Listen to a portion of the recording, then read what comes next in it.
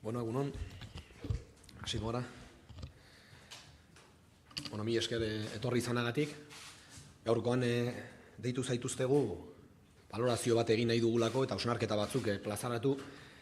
Jakingo duzuen bezala, edo dagoeneko publiko egin den bezala, urriaren 23an Europako giza eskubideen epaitegiak ebazpen bat emango duelako nolabait kondenen konputo bikoitzaren inguruan.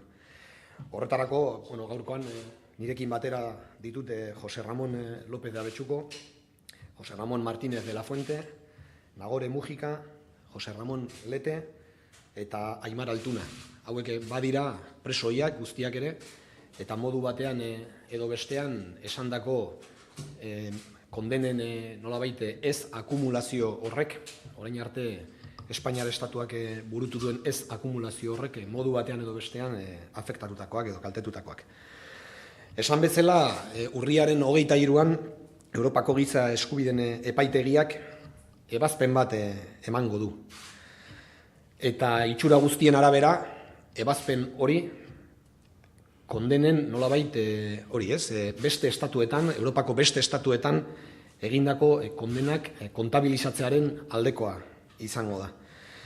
Jakingo duzue 2008an Europak behartu egin zituela estatu danak Europako edozein estatutan betetako zigorrak aintzat hartzera. Eta beraz, Espainiar Estatuan betetzekoak ziren zigorretatik nolabait deskontatzea. Esan bezala, beste estatuetan egindako espetxe urteak.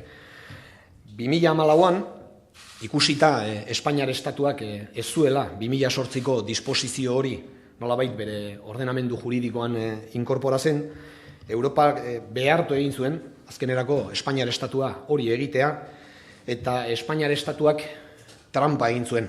Egin zuena izan zen bere legeak bihurritu, bere legeak maltzurki baliatu, esan bezala Europako disposizio horren irakurketa interesatu bat egiteko, eta azken batean Europak direktiba horren bidez agintzen zuen nolabait hori zigorren konputo hori edo akumulazio hori saiesteko edo galarazteko. Esan bezala, Espainiar Estatuak beste behin ere trampa egin zuen, garaian Parot doktrinarekin egin zuen bezalaxe.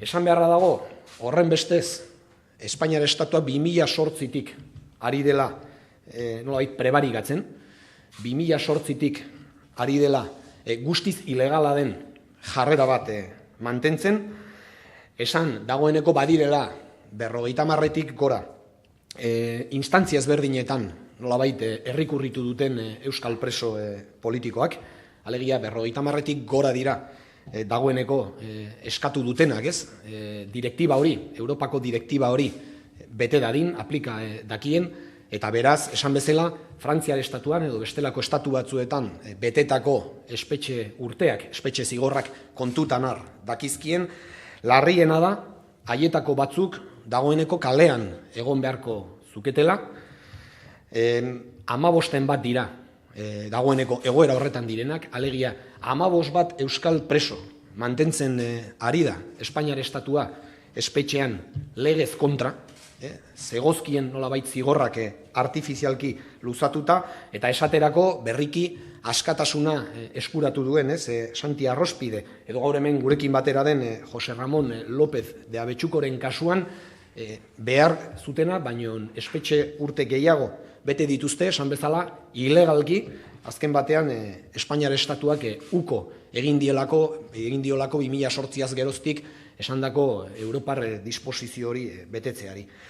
Zentzu horretan, exigitzen diogu Espainiar Estatuari sententzia hori, dagoeneko iragarria den bezala, edo itxura guztien arabera, akumulazio hori ematearen aldekoa baldin bada, behingoz eta bere alakoan errespeta eta aplika dezala, bere irismen osoan, eta esan bezala, inolako denbora galtzerik gabe.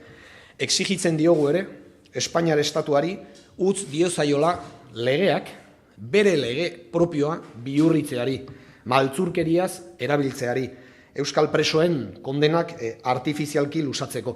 Zeren eta hemen errealitate bat ematen da, eta da legea bihurritzen dela, legea bihurritzen dutela, euskal presoen kondenak, esan bezala, artifizialki eta ilegalki lusatzeko, eta legea bihurritzen da, edo legea erabiltzen da, Espainiar estatuaren krimenen edo estatu terrorismoaren arduradunak, torturatzaileak, kasu, impunitate nolabait osoan usteko, edo zigorgabe usteko. Exigitzen diogu, legea bete dezala, bere legea bete dezala. Urteak pasa ditugu, askotan esan dugu, entzuten, eta desagertzen zenean, esaterako dispersioa amaituko zela, 24 ordutan, esan zuen bakarren batek, ez? Bada, esaten duguna da, inoiz izan baldin bada, desde luego, dagoeneko ez dagoela inolako aitzakiarik, ez? Entzuten ditugu ere, behin eta berriro esaten, legea bete beharra dagoela, guk esaten dieguna da, bete dezatela legea. Bete dezatela beren legea. Eta bete dezatela behingoz. Zentzu hortan, esan nahi duguna da, Jagobako esaterako edo Kepa Arronategik ez dutela, nolabait Zueran edo Logroñon egon behar dute kalean. Egon behar dute kalean. Marta Igarriz, edo dagoeneko espetxe zigorraren 3 laurdenak beteta dituzten euskal presoek, ez dute Logroñon egon behar. Egon behar dute kalean. Esaten duguna da, euskal preso guztiek, ez dute nolabait Euskal Herritik gertu diren espetxetan egon behar. Egon behar dute Euskal Herriko espetxetan. Euskal Herriko espetxeetan. Eta hori dena, beren legeak hala jasotzen duelako. Beren legea delako. Beraz, esatzen diegu, exigitzen diegu, beren legea behingoz bete dezetan, ez? Eta hori dena, aurre urrats moduan, edo prozesu oso baten baitako urrats baten moduan.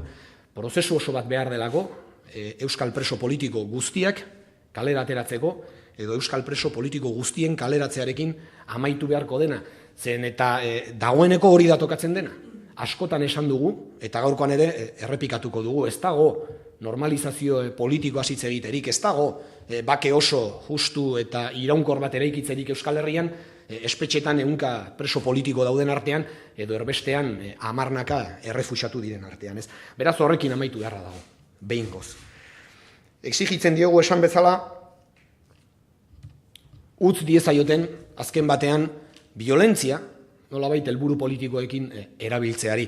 Zen eta espetxe politika hau, egun indarrean mantentzen dutenak, dispersioa, violentzia da, preso gaixoak, larriki diren presoak, gaixoak, espetxean mantentzea, violentzia da, 3 laurdenak beteta dituzten presoak, espetxean mantentzea, violentzia da, legeak bihurritzea, esan bezala, preso politikoen kondenak bidegabeki eta artifizialki lusatzeko violentzia da, eta esan bezala violentzia horrek guztiak ere desagertu behar du behingoz gure herritik, Euskal Herritik, herri hontan bakea eta normalizazioa eraiki ahal izango baditugu. Bukatzeko, askotan esaten dugun hori, gure konfidantza Euskal gizartearengan jarria dago. Estatuak ez dira borondate propioz mugituko, estatuak mugitu egin behar dira, eta estatuak mugitzeko modu bakarra da, orain arte bezala, gizartea nolabait antolatzea, gizartea mobilizatzea, gizartea aktibatzea. Horretarako beste zita bat daukagu datorren larunbatean, urriaren 20an Donostian, orain presoak aldarrikatzeko. Esan bezala, orain presoen auziari atera bide eman behar zaiolako behingoz.